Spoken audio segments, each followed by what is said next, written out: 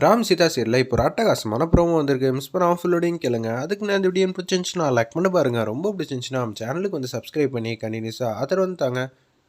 நம்ம ராம் வந்து சீதா பார்க்கலான்னு போகிறாங்க. சீதா வந்து உச்சக்கட்ட கோவத்தில் இருக்காங்க.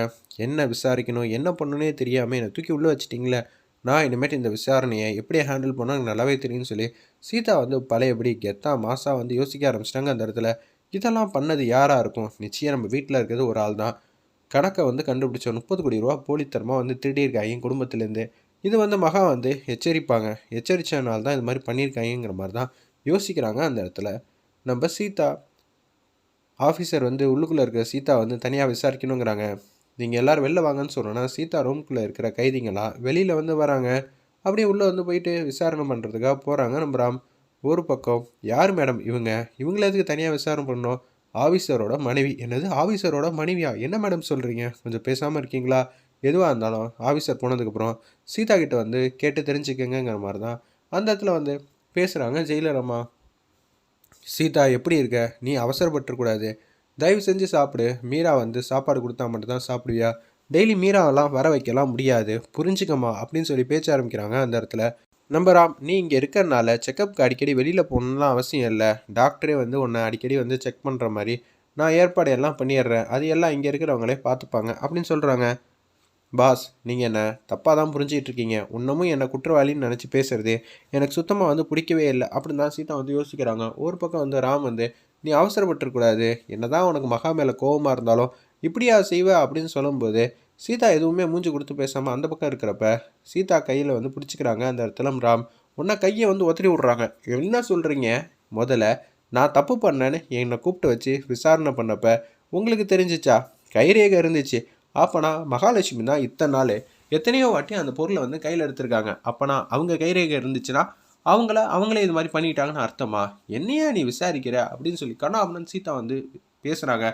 இது ஒன்றும் வீடு இல்லை நீ இப்படி பேசுறதுக்கு. நான் ஒன்றும் புருஷன் நினச்சி பேசலை, அதிகாரின்னு நினச்சி தான் பேசிகிட்டு இருக்கேன், அவ்வளோதான் சொல்லுவேன் அப்படின்னு சொல்லி சீதா வந்து பேசுகிறாங்க. அந்த இடத்துல ஏய் என்ன நினச்சிட்டு இருக்க? நீ இது மாதிரிலாம் மரியாதை குறைவாலாம் பேசவே கூடாது. இங்கே நான் வச்சது தான் எல்லாம், நீங்கள் வச்சது எல்லாம் ஓகே. ஆனால் நீங்கள் தப்பு மேலே தப்பு பண்ணுறீங்க.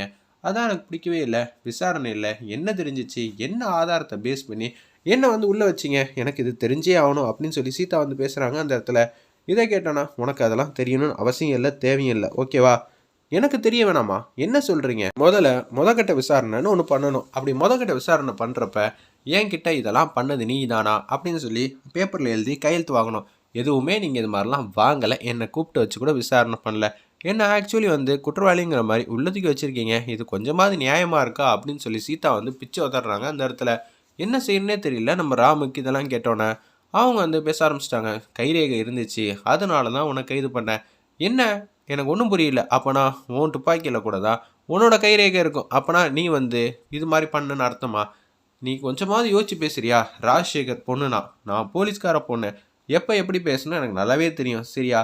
என்னால் இவ்வளோ பாயிண்ட்டாக வந்து பேச முடியுது. ஆனால் நீங்கள் எதுவுமே விசாரிக்காமல் ஒரு பக்கம் வந்து நியாயமாக நடந்துக்கிட்டீங்களே. இந்த கேஸை முடிக்க சொல்லி யாரும் ப்ரெஷர் கொடுத்தனால நீங்களே வந்து சதி பண்ணிட்டீங்களோ? இல்லை உங்கள் சித்தி சித்தப்பாவை காப்பாற்றணும்னு இது மாதிரி பண்ணீங்களா? சீதா, நான் நேர்மையாக தான் நடந்துக்கிறேன். அது மாதிரிலாம் தெரியலையே. அப்படி உண்மையிலே நேர்மையாக நடந்துச்சுன்னா நீங்கள் என்ன பண்ணுறீங்கன்னா இதை உண்மையிலே யார் பண்ணாங்கிற விஷயத்த வந்து நீங்கள் கண்டுபிடிக்கணும். ஆனால் நீங்கள் கண்டுபிடிக்க போகிறதில்ல. கேட்டால் கைரேகைன்னு சொல்லி சொன்னதையே சொல்லிட்டு இருக்கீங்க. பாஸ், உங்கள் மேலே எனக்கு வெறுப்பாக இருக்குது. உண்மையான குற்றவாளியை கண்டுபிடிச்சி அவங்கள தண்டனை வந்து வாங்கி கொடுத்து சட்ட ரீதியாக நான் நிரபராதிங்கிற மாதிரி நிரூபித்து காட்டுறேன். அப்படி நிரூபித்து காட்டல நான் ராஜசேகர் பொண்ணே இல்லை, சரிங்களா அப்படின்னு சொல்லிடுறாங்க. அந்த இடத்துல சீதா கோவப்பட்டு செஞ்ச தப்புக்கு தண்டனை கொடுத்து தான் தீருவாங்க. நீ என்னோட மனைவிங்கிறனால நான் உனக்கு கருணையாக வந்து பேசலாம், ஆனால் அதை தவிர வேறு எதுவுமே என்னால் செய்ய முடியாதுங்கிற மாதிரி தான் ராம் வந்து சொல்கிறாங்க. நீங்கள் செய்கிறது சொல்கிறது எல்லாமே வந்து முரண்பாடாக இருக்குது, தப்பாக இருக்குது. இப்படியெல்லாம் நீங்கள் இருப்பீங்கன்னு தெரிஞ்சால் நான் உங்களை ஐபிஎஸ் அதிகாரியாக ஆக சொல்லவே மாட்டேன். 100 குற்றவாளி வந்து தப்பிக்கலாம், ஒரு நிரபராதி கூட தப்பிக்கக்கூடாதுன்னு தான் உங்கள் சட்டம் சொல்லுது. ஆனால் கேஸ்லேயே என்ன தூக்கி வந்து உள்ளே வச்சுருக்கீங்க. உண்மையிலே உங்களுக்கு என்ன நடக்குது ஏது நடக்குதுன்னு தெரிஞ்சு பேசுகிறீங்களா இல்லை தெரியாமல் சொல்கிறீங்களா? எனக்கு ஒன்றுமே புரியல அப்படின்னு சொல்லி பேச்ச ஆரம்பிக்கிறாங்க. அந்த இடத்துல நம்ம சீதா வெயிட் பண்ணி பார்ப்போம் என்ன நடக்க போகுதுன்னு. சீதா சொன்ன மாதிரியே எப்படி குற்றவாளிகளை வந்து நிரூபித்து வெளியில் கொண்டு வர போகிறாங்கன்னா அப்கமிங் எபிசோட் ட்விஸ்டாக இருக்க போகுது. ராம் இதெல்லாம் புரிஞ்சுப்பாங்களா இல்லையான்னு பொறுத்திருந்து பார்ப்போம்.